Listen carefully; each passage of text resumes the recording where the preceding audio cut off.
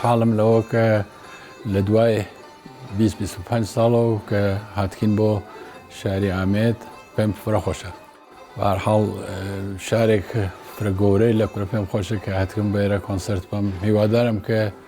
ئەم کۆنسەرتە بتانین خاص ئیجرای بکەین و بۆ خەڵکی ئامێد باش بێت. خۆ ئێمە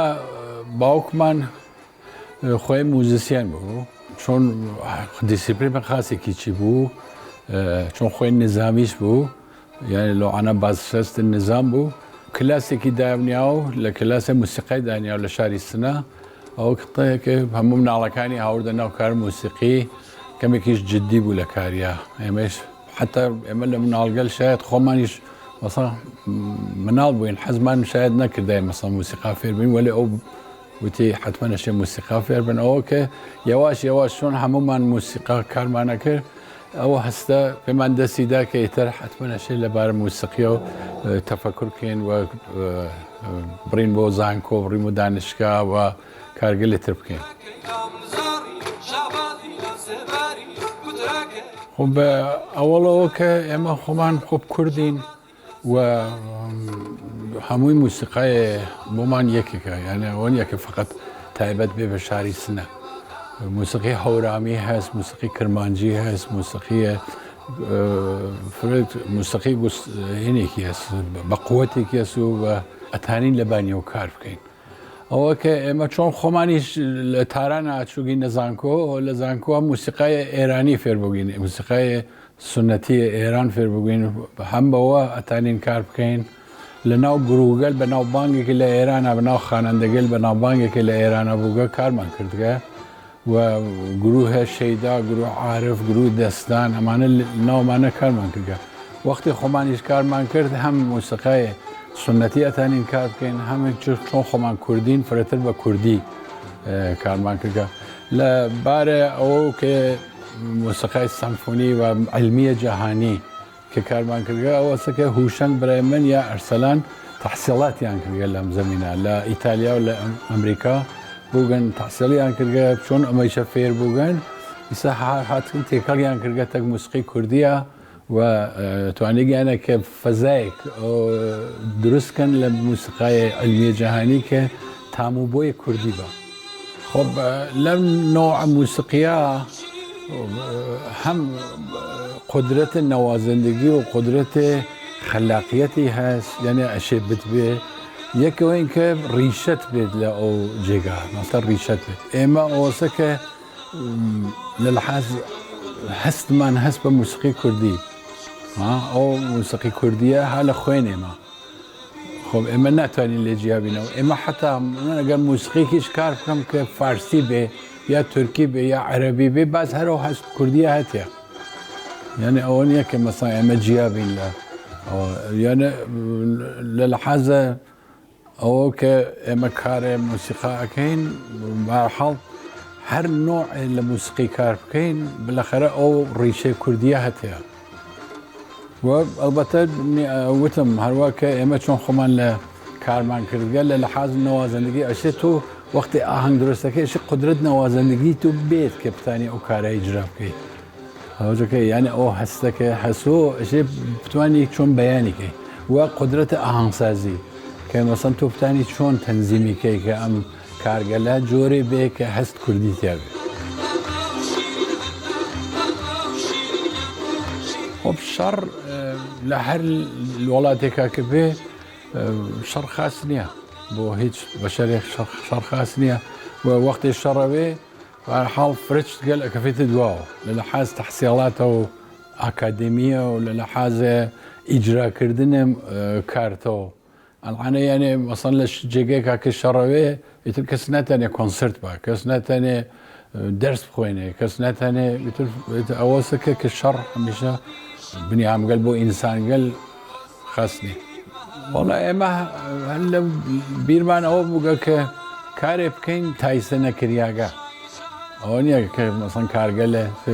خۆم لە موسیقی فۆلک ئیستیفادە ئەکەین و لە حاڵەتگە لە موسیقی کوردی فرە ئیستیفادە ئەکەین، پێمان فرە خۆشە. سازگەلێکە لە تا هەست یا لە ئەم وڵاتە هەست، وەلێ اینکە بۆ ئایندەش حەزەکەین مەسام بەرحاڵ ڕێگەیەک باز بێ بۆ گەنجگەل بۆ کەسگەلێکە بێن لەو ڕێگا کار بکەن ئەگەر لە قووەتمان نابێ ئەگەر لە تەوانمان بێ حەزەکەین کاروا بکەن. وەڵام من ئەڵعانە خۆب کامکارەکان ئێستا تەمەنیان چووگە بان ئەیتر وەکو جاران نین کە فرە فعال بن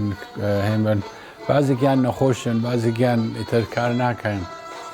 وەلێ من خۆم ئەڵعانە هەرم گروهەکە هاتکەم کە بەناو گروهی خۆمەوە هەست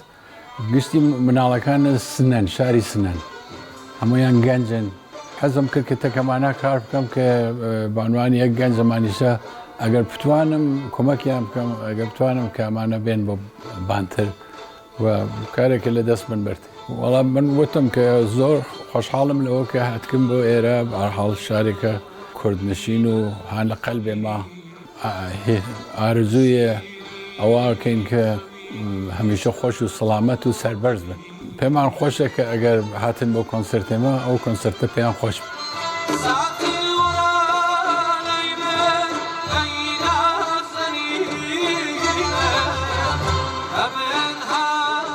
زۆر دڵخۆشین کە لە ئامەدین بەس مامۆستایان 25 ساڵە نەهاتنە ئەس گەنجم زوو هاتمە ئامێدێ تقریبان 8 جار هاتمە ئامێدێ ئامێد شارێکی مەیە شاری دووەمی مەیە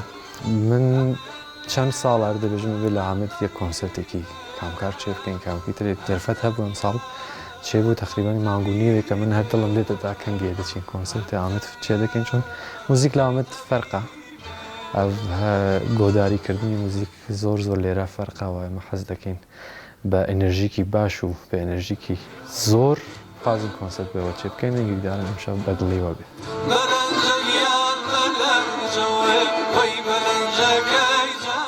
یەکەم سترانێک کە من بە زاڕۆکی خۆ بیستیە نەزانیە موزیک چییە کامکارز گۆداری کرد. ئەزیش لە عایلی کامکارز نیمە من تەلەبەی وان بوومە بەس وەکو کوڕی وان وامە تقریبان چەند ساڵی زۆرە لەگەڵ وانم ئیدی پشتی ساڵانێک مامۆستا بیژەن کە سۆلیستی گروپ بوو ئەس لە شوێنی خۆدانا گوت ئێستا تۆ گەنجی ئیدی من بەسە جارێ بەس پێکەوە چەند ستران پێکەوە چێک لەگەڵ مامۆستا بیژەن بەس شانازیکی زۆر گەورەیە بۆ من کە لە جێگەی مامۆستا بیژەن دادەنیشم ستران دەبێژم هەستوێ و ئەحساسێکی زۆر عەجیب هەیە هەرچەند خۆشە ساختیش هەیە زەحمەتیشی هەیە چۆن هەموو دەخوازم بە چاوی کاکبیژەن تواشای من دەکەن دێنە ساڵۆن گۆداری دەکەن دەبێژن کا کاکبیژەن چما ئەوە هەیە بەس پشتی ساڵۆن پشتی کۆنسەر الحەمدولیلا هەموو دەبێژن باش بوو خۆش بوو کەم و کاست نەبوو هیوادارم خەڵکی باکووریش ئەو تەجروبەیە بکەم بێ. کامکار دەزانی چاوەوە لێ بۆ شتەکە ئەس بۆ خۆهێستی پێ دەکەم ئەوەیە کە کامکار یەکەم شتیان ئەوە بوو کە هەموو یەک عایلە بوون هەموو براو خۆشکی یەک بوونە ژنیوان هاتیە کچکیوان هاتیە کوڕیوان هاتیە گروپ ئەوە یەک شتێکی زۆر کەمە نابینین گروپی موزیک لە دنیا هەموو عایلە یەک بوون. دوو ئەوان دڵیوان پێکەوە نزیک بووە. سێ ئەوان کورد بوونە موزیکی کوردی زۆر بەرەد پێدرایە زۆر هەیە ئەمە کورمانج هەیە هەورامی هەیە زازاک هەیە سۆران هەیە ئەردەڵان هەیە کەلهوڕ هەیە لەک هەیە لۆڕ هەیە هەموو ئەوانە جۆرا و جۆری موزیکیان فەرقە یانە تۆ ئەگەر بخوازی بەس موزیکی کوردی فێرببی ئەبێ 50 ساڵ تۆدا بنیشی بزانی کورمان چییە کەلهۆر چییە سەرحەد چییە بادینان چییە خۆب ئەو شتانە لە لای کامکارز هەیە ئەو شتێکی گرینگە کە لە تەواوی دنیا کەمە. ئەو یەکێتر لە تایبەتمەندیەکان ئەوەیە کە کامکاران خەڵکی دنیا حەزیان دەکردووە. سێ کامکارز باشترین و بەقووەترین ژەنیارەکانی بوونە کە لە سەردەمی خۆیانەوە ئێستاش. 4 کامکاران فێرکاری موزیک دەکەن بەس موزیک نادەن فێرکاریش دەکەن ئاکادمیوان هەیە ئاکادمی مەزن هەیە ئێستا لە ئیران تەواوی ئێران هەر کەسێ ژەنیاری کەمانچەیە یەک جار مامۆستا کەم یەک جار مامۆستا ئاردەشیر بۆ شتێک گوتیە یان سنتور هەیەوە یان گۆرانی هەروە یان دەفەروە دەف ئامریکی کوردیە بەڵام مامۆستا بیژەنەوە فکرە ئەوە هەموو دنیا دەف بناسن. تایبەتمەندیوان ئەوەیە بەقووەتن دەخوێنن لەسەری موزیک دەخوێنن لەسەری موزیکی کوردی دەزانن تۆ بیری بکە بەری 50 ساڵەوە پێشکە نە ئینستاگرام هەبووە نە تیکتۆک هەبوو ئەوان زانویانە مەسەڵەن موزیکی کورمانجی چی هاتوون موزیکی کورمانجی ئەوە چێکردن ئەو بە خوێندن چێ دەبێ بە مێشک چێ دەبێ یانێ کەسێک دابنیشێ بسەکنی هیچ نەکا خۆ نابێ بەڵام کامکارز ئەوەیە کە تەواوی عالەمی گرتووە هەموو شتەکانیان ڕێکوپێک و دروستە و لەسەر جێگەی خۆی بە دیسیپلین هەیە ڕۆحی کوردیش هیتر زۆر گرنگ کامکاران بەس خۆیان نین یانێ وەختو دەبێژین گروپی کامکارز ئەوە نییە کە بەس هەموو کامکارز من نا چەند گوتکان کەسانی تر هەیە تەلەبێوان هەیە ئێستا گروپە کە لەگەڵ مامۆستا ئەردەشیراتونە هەموو خەڵکی باژاڕی سنەنە لە لای کامکاران فێری موزیک بوونە وەکو کوڕیوان وان وەکو کچیوان هەیە کامکاران گوتم فێرکاری دەکەن بەس خۆ نینە یعنی ئێستا دەوروبەری کامکارز هەرکە هەیە لە باشترین موزیسیەنەکانی ڕۆژهەڵات ئەوە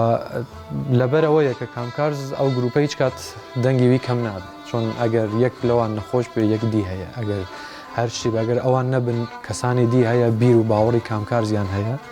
و ئەوەیە کە ئەو گروپیە پێش برتووە یعنی یەک نەفەر و عایلە و دوو عایلە نینە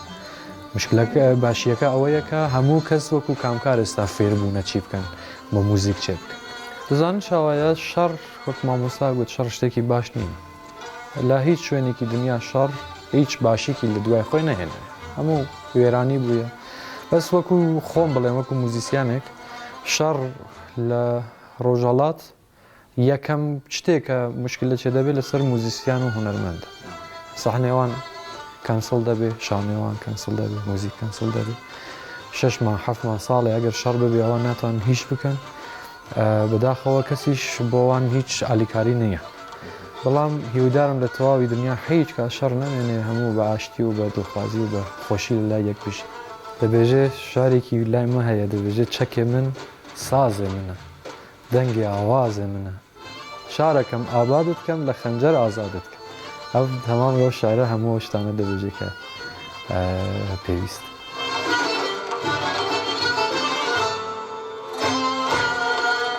بەس حەز دەکەم لە ئامێت پڕ زمانی کوردی ببیست